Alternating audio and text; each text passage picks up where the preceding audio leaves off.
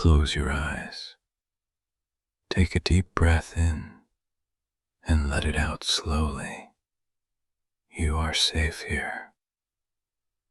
You are warm.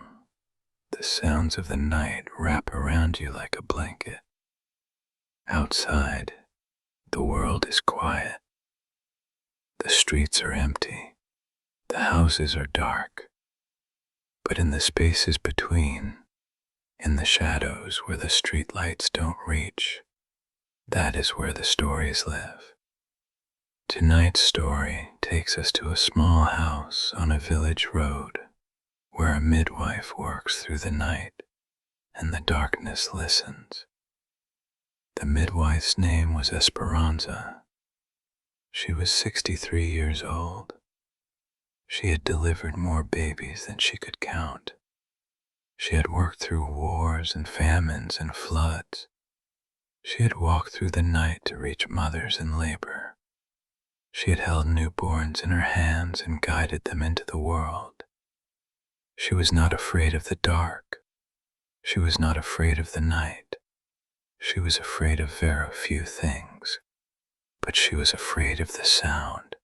It came on the nights when the moon was full. Not every full moon. Not always, but often enough.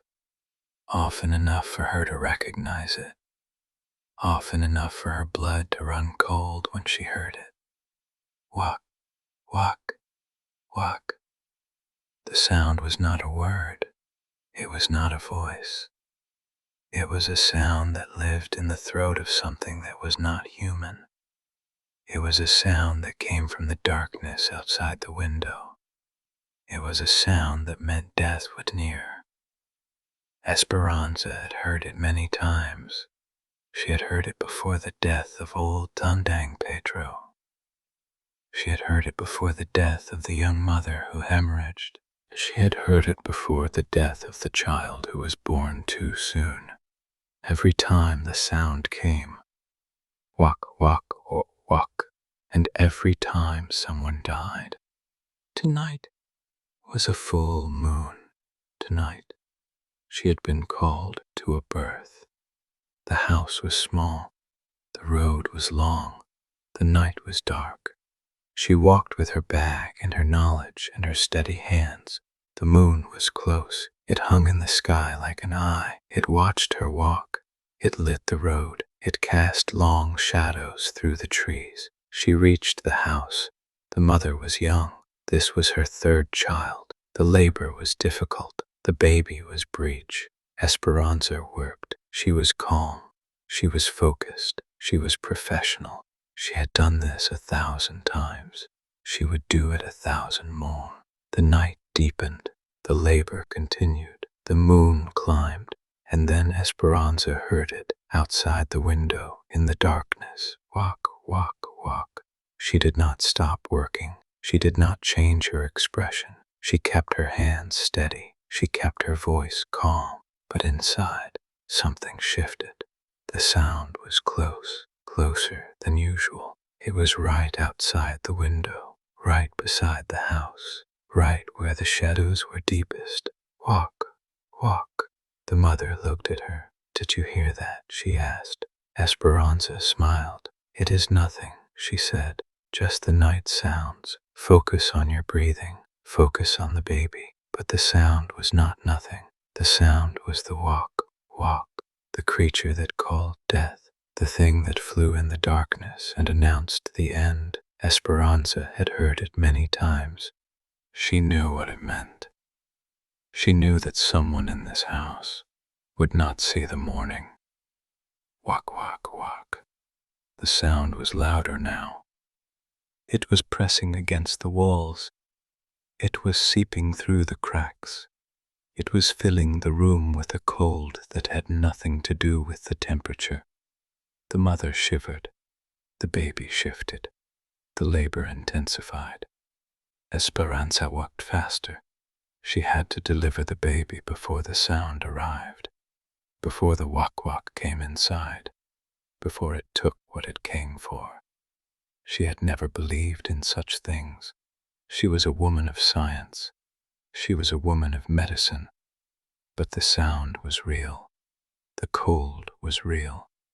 The presence was real. Walk, walk, walk.